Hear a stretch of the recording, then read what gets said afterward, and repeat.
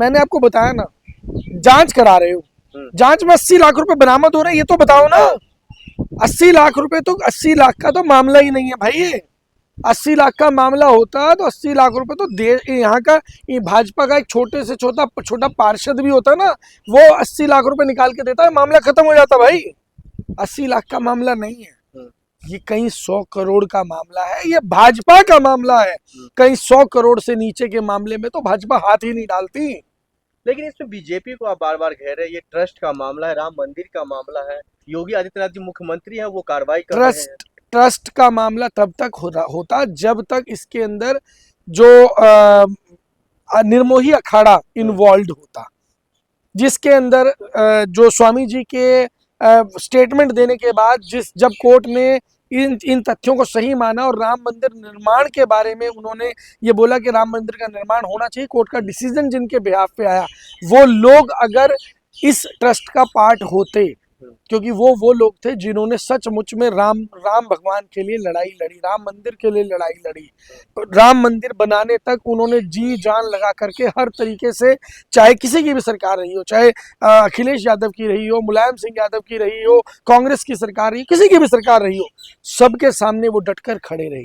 लेकिन आज की तारीख के अंदर उन लोगों को दूध से मक्खी की तरह निकालकर बाहर फेंक दिया। तो क्या लग रहा है, चंपत राय, अनिल मिश्रा, इन लोगों पर जो एफआईआर नहीं हुई है, तो कौन बचा रहा है? बचाने वाला कौन है? वो ऊपर जो बैठे हैं वही तो कर रहे हैं। किसके ऊपर जुल्म करना है, किसकी हत्या करनी है, किस पत्रकार को निपटाना है, किस बोलने वाले को निपटाना है, ये सारी चीजें कौन तय कर रहा है? ऊपर से तय होके आ रही है। ऊपर में कौन बैठे? ऊपर में कौन बैठे हैं? 2 गुजराती बैठे हैं। 2 गुजराती जो बैठे हैं, देश पे कब्जा करके बैठे हैं। हर जगह, पूरे देश के अंदर हर गली मोहल्ले के ठेके गुजरातियों को दिए जा रहे हैं। गुजरात के जो एक्चुअल लोग हैं उनको भी इसका कोई फायदा नहीं मिल रहा, केवल 2 गुजरातियों को इसका फायदा मिल रहा है। 2 बेच रहे हैं, 2 खरीद रहे हैं, 2 को ठेका मिल रहा है, 2 ठेका दे रहे हैं। तो ये कुल मिलाकर के जो आदेश है केवल और केवल वहीं से आ रहा है। तो क्या ऐसे में चंपत राय गिरफ्तार होते हैं उसके बाद ही पूरा खुलासा हो पाएगा? चंपत राय केवल गिरफ्तार नहीं होना चाहिए, रिमांड होना चाहिए। जैसे मूवी में देखते हो ना आप, लठ से तोड़ा जाता है, एक्चुअल में तब चीजें निकल के बाहर आएंगी भाई। समस्या क्या है, इनको अगर ये गिरफ्तारी दिखा भी देंगे ना तो ये क्लीन चिट दे देंगे। जस्टिस आप देखोगे ना, हाई कोर्ट में, दिल्ली में हाई कोर्ट के चीफ जस्टिस के घर बोरों के बोरे तो नोट के निकल के आ रहे हैं। तो ऐसे में जुडिशरी पे भी सवाल उठ रहा है, क्योंकि जुडिशरी भी कहीं ना कहीं अपना सिर झुकाती दिख रही है मौजूदा सत्ता के सामने।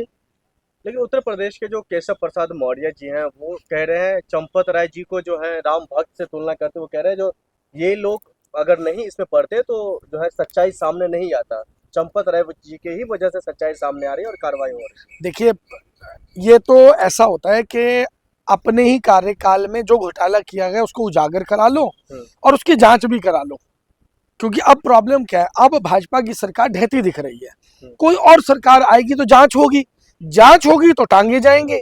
अब समस्या क्या है, खुद अपने रहते ही जांच करा लो, अपने रहते ही क्लीन चिट ले लो, सब कुछ अपने रहते ही कर लो। ये भाजपा का पुराना सिस्टम है। गुजरात दंगों का आरोप मोदी जी पे लगा, नैतिकता के आधार पे उनको मुख्यमंत्री पद से इस्तीफा दे देना चाहिए था, लेकिन वो मुख्यमंत्री पद पे बने रहे। जब तक गुजरात हाई कोर्ट में केस चलता रहा वो मुख्यमंत्री थे।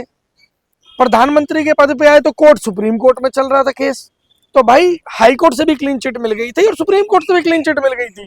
लेकिन ये गारंटी है कि अगर वो हाई कोर्ट में केस चलते वक्त में अगर वो मुख्यमंत्री नहीं होते तो यकीनन सलाखों के पीछे होते। फिर राम मंदिर चोरी मामला का खुलासा होगा कैसे, पूरा सामने आएगा कैसे? सच सामने नहीं आएगा।